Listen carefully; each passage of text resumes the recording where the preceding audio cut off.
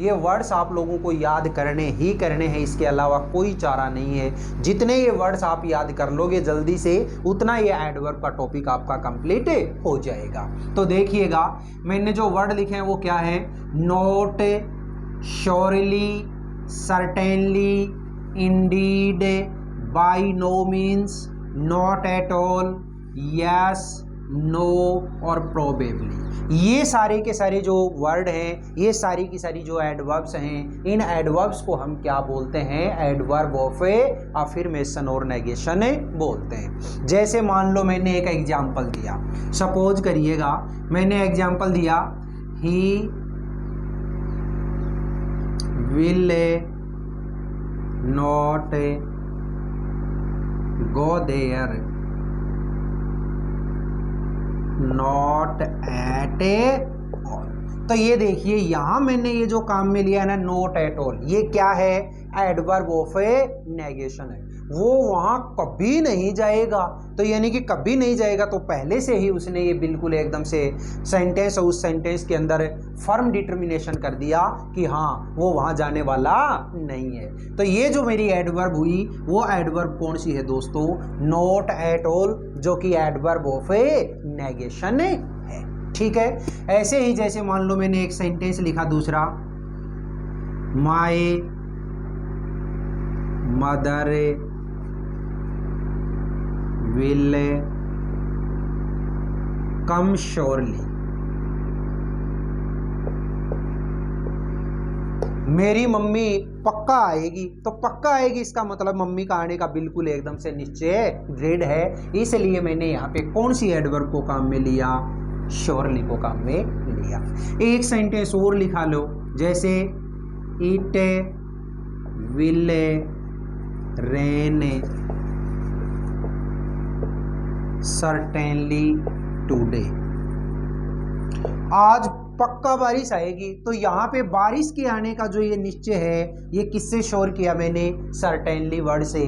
तो ये certainly word है, ये सर्टेनली वर्ड क्या है, मेरा एडवर्ब ऑफ अफर्मेशन है। यहाँ पे मैंने एक पॉइंट और लिखा है, और वो क्या है देखिएगा कि यस और नो होते हैं, इनको हम क्या बोलते हैं, सब्स्टिट्यूट एडवर्ब बोलते हैं। क्यों बोलते हैं सर, क्योंकि ये जो नो और यस हैं, ये दोनों ही किसी सेंटेंस के अंदर या तो हाँ करने के लिए बोलते हैं या ना करने के बोलते हैं, तो उसके सब्स्टिट्यूशन के लिए काम में लिए जाते हैं, इसीलिए इनको हम क्या बोलते हैं, सब्स्टिट्यूट एडवर्ब बोलते हैं। आप कहोगे सर समझ में नहीं आया, समझ में नहीं आया तो ये देखिएगा मैंने एक छोटा सा सवाल किया।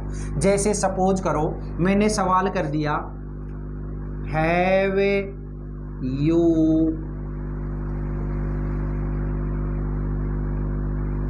Finished your homework. ये मैंने एक छोटा सा सेंटेंस किया आपसे, have you finished your homework, क्या आपने अपना होमवर्क फिनिश कर लिया है।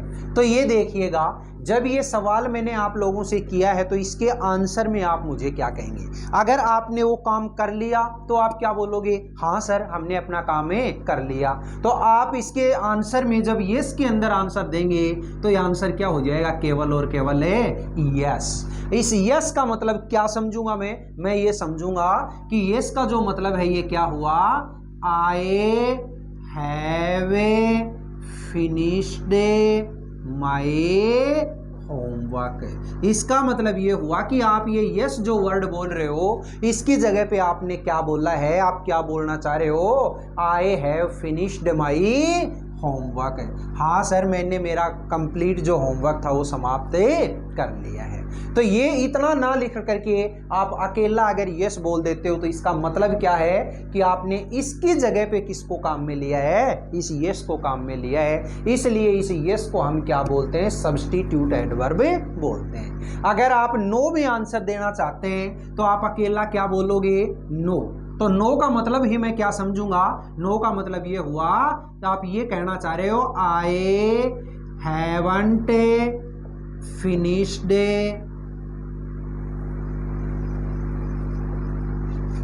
My not. इसका मतलब ये है कि आप अकेला नो अगर बोलते हो तो उसकी जगह पे आप क्या कहना चाह रहे थे मुझे, आप ये सेंटेंस बोलना चाह रहे थे। अब आपने ये सेंटेंस ना बोल करके इसकी जगह पे इसके सब्स्टिट्यूशन के रूप में आपने क्या काम में ले लिया, अकेला नो काम में ले लिया। इसलिए ध्यान रखिएगा मेरे प्यारे साथियों कि ये जो यस और नो होता है इनको हम क्या बोलते हैं, सब्स्टिट्यूट एडवर्ब बोलते हैं। बोलिएगा ये एडवर्ब्स ऑफ अफर्मेशन और नेगेशन समझ में आया या नहीं आया। अब देखिएगा नेक्स्ट टाइप। नेक्स्ट जो टाइप है वो क्या है, हमारी इंटेरोगेटिव एडवर्ब। ये इंटेरोगेटिव एडवर्ब वो एडवर्ब होती हैं जो हमारे WH वर्ड हमने सीखे हैं। उन्हीं WH वर्ड्स को आप सेंटेंस के शुरुआत में लगा करके किसी से अगर कोई प्रश्न पूछ रहे हैं, किसी से कोई क्वेश्चन पूछ रहे हैं तो उसको क्या बोलेंगे, हम इंटेरोगेटिव एडवर्ब बोलेंगे। कोई भी WH वर्ड है अगर सेंटेंस के शुरुआत में लगा करके आप किसी से क्वेश्चन कर रहे हो, किसी से प्रश्न पूछ रहे हो तो उसको हम बोलते हैं इंटेरोगेटिव एडवर्ब। जितने भी आप लोग समझते हैं व्हाट है, व्हाई है, व्हेन है, वेयर है, विच है, हाउ है, ये सारे के सारे जो एडवर्ब होते हैं इनको हमें इंटेरोगेटिव एडवर्ब कहते हैं। ये जो इंटेरोगेटिव एडवर्ब है इनको भी फिर आगे चल करके मैंने अलग अलग पार्ट के अंदर डिवाइड कर दिया। देखिएगा साथियों, सबसे पहली इसके अंदर जो मैंने लिखी वो क्या है, interrogative adverb of A time. ऐसी एडवर्ब जो टाइम को डिनोट करे, जो समय के बारे में बताए, तो वो कौन सी होती है, एक तो व्हेन और एक है हाउ लॉन्ग। मैंने जैसे सेंटेंस बनाया, when will you go to Jaipur, आप जयपुर कब जाओगे। तो यहाँ पे मैंने वैन से क्या किया है, आपसे सवाल किया है कि आप कब जाओगे, आपको टाइम बताना है, मैं कल जाऊंगा, आज जाऊंगा, परसों जाऊंगा। तो ये जो एडवर्ब होती है इसको हम क्या बोलेंगे साथियों, adverb, interrogative adverb of A time. Second है इंटेरोगेटिव एडवर्ब ऑफ प्लेस, जो कि समय को नहीं प्लेस को डिनोट करे, यानी कि स्थान के बारे में बताए। तो उसके लिए आपको क्या याद रखना है, वेयर। तो देखिएगा मैंने एक छोटा सा सेंटेंस दिया, जैसे where are you going now. अब आप कहाँ जा रहे हो, तो कहाँ जा रहे हो तो मतलब आप मुझे प्लेस के बारे में बताओगे। मैं तो स्कूल जा रहा हूँ, मैं तो खेत में जा रहा हूँ, मैं तो उसके घर जा रहा हूँ, तो यानी कि किसी प्लेस के बारे में आप बताओगे। तो उसके लिए आपने क्या दिया, वेयर, और वेयर को हम क्या बोलते हैं, interrogative adverb of a place बोलते हैं। नेक्स्ट देखिएगा, interrogative adverb of A number, यानी कि ऐसी इंटेरोगेटिव एडवर्ब जो किसी नंबर को बताए, किसी संख्या को बताए, तो उसको हम क्या बोलते हैं, इंटेरोगेटिव एडवर्ब ऑफ नंबर बोलते हैं। जिसमें आप क्या देखोगे, हाउ मेनी या फिर हाउ ऑफन। मैंने सेंटेंस बनाया जैसे how many students are in your class, आपकी क्लास में कितने स्टूडेंट हैं। तो यहाँ पे मैंने आपसे कितने स्टूडेंट हैं ये पूछने के लिए क्या काम में लिया है, हाउ मैनी। इसका जब आप आंसर दोगे तो मुझे कोई नंबर बताओगे, सर मेरी क्लास के अंदर तो 80 स्टूडेंट हैं, सर मेरी क्लास में 100 स्टूडेंट हैं, सर मेरी क्लास में 30 स्टूडेंट हैं, तो वो संख्या बताओगे आप। तो इसलिए हम क्या बोलते हैं, इसको interrogative adverb of A number बोलते हैं। नेक्स्ट देखिएगा, interrogative adverb of a manner, जो किसी काम को करने के तौर तरीके के बारे में बताए, उसको हम क्या बोलते हैं, interrogative adverb of A number बोलते हैं। और इसका आंसर आप किससे लोगे, हाउ से। जैसे मैंने सेंटेंस बोला, हाउ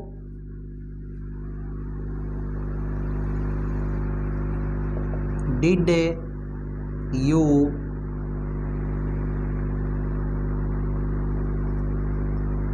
कम हियर, आप यहाँ कैसे आए, आप यहाँ कैसे आए। तो मुझे वहाँ यहाँ कैसे आए, आप पैदल आए, आप उड़ के आए, आप तैर के आए, कैसे आए, वो काम करने के लिए आप मुझे बताओगे कि आपका काम करने का तरीका क्या था। इसको क्या बोला हमने, interrogative adverb of a manner बोला। नेक्स्ट देखिएगा, interrogative adverb of A quantity, जो किसी मात्रा के बारे में बताए, किसी क्वांटिटी के बारे में बताए, तो उसके लिए हम क्या काम में लेंगे, हाउ मच। तो ये लीजिए, मैंने सेंटेंस बोला, how much money did you पे फॉर दिस मार्कर।